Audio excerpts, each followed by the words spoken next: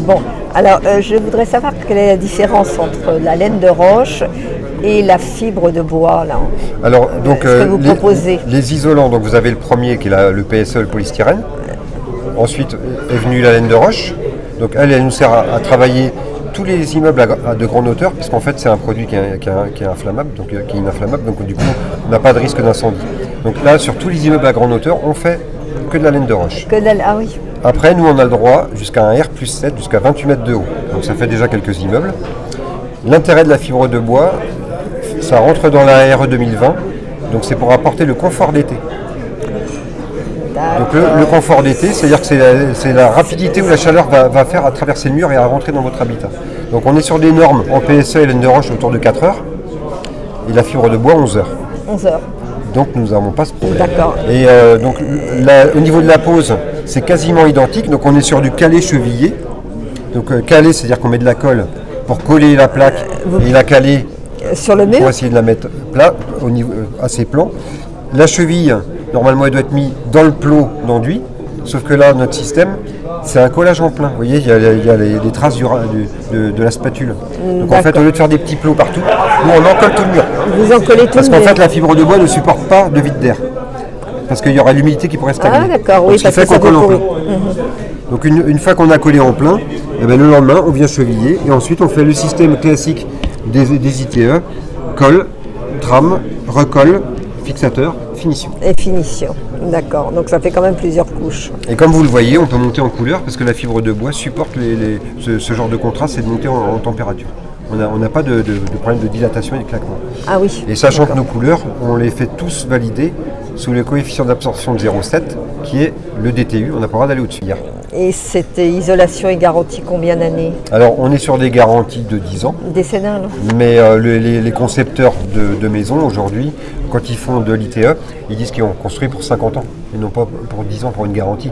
On construit un concept en fait. Voilà. Est-ce qu'on risque d'avoir des fissures Alors l'avantage c'est qu'on est sur des enduits minces avec treillis. Donc on a quasiment pas de fissuration parce que après il faut respecter les normes sismiques en fonction des régions. Et nous, notre matériau se dilate pas plus qu'un autre, donc ce qui fait que sur nos finitions, on n'a pas quasiment pas de désordre en fait. D'accord. Après, il peut y avoir de la malfaçon, il peut y avoir X raisons. Oui, alors justement la malfaçon, qui est-ce qui pose ces matériaux-là? Est-ce que vous avez vos ouvriers? Non. Vous avez des... Non, c'est aujourd'hui les entreprises, ces entreprises de ravalement, surtout nous en ce qui nous concerne avec ces peintures, parce que Zolpan est fabricant de peinture. Oui, c'est ça. Ce qui fait que notre client, il va poser l'isolation, donc la fibre de bois, et tout ce système qui est derrière. Après, il y a quelques entreprises de maçonnerie qui le font également. Et après, donc on a des systèmes construction ossature bois, ce qu'on appelle COB. Donc on fabrique toute la structure du bâtiment en bois. Le charpentier monte la structure, il fait son ITI avec un flex, donc un isolant fibre de bois mais flexible, vous savez, comme la laine de roche. Après, il met sa structure bois, un panneau d'OSB. On va venir mettre nous notre isolant et le peintre va faire sa finition. D'accord. Donc ce qui fait qu'on travaille sur support maçonné ou sur support bois. Donc on est assez ouvert en fait. Oui, c'est assez large comme ouverture. Donc on n'a pas de contrainte. Alors on a pour les adeptes du biosourcé, on a 2 finitions, chaud et silicate de potassium en minéral. Donc ce qui fait qu'on est avec des produits géosourcés, donc c'est des produits de la terre. Naturel, oui. Donc du coup tout va bien. Après sinon on a des finitions à base de silice et de silicate. Et du coup on peut aussi travailler avec des produits siloxanés qui eux apportent ce côté hydrophobe, mais qui sont plus des produits organiques et non pas issus de la terre. Alors, est-ce qu'il y a une grosse différence de coût par rapport à la laine de roche, par exemple, laine de roche et puis ce produit? Aujourd'hui, je ne sais pas le quantifier parce que tout a explosé. Oui. Mais hier, il y avait des entreprises sur des grosses interventions qui posaient de la fibre de bois au prix de la laine de roche. Ouais. Donc à partir de là, tout est possible. D'accord. Maintenant, normalement, la fibre de bois est vendue plus cher. C'est ça, oui. Je dirais autour de 20%, c'est pas exagéré. 20% plus cher, c'est ça. Plus la TVA dessus. Oui. Alors après, ce qui nous aide un petit peu dans le biosourcé, c'est que parfois, en fonction de certaines régions, il y a des aides. Oui. Et ce qui fait qu'il y a certains bailleurs sociaux ou autres ou les villes qui vont apporter des aides pour aider justement les bailleurs sociaux ou les copros à essayer de justement financer leur ITE. Et aujourd'hui, on a des financements qui se font. Donc on pose de la fibre de bois au prix du PSE, en fait, du polystyrène.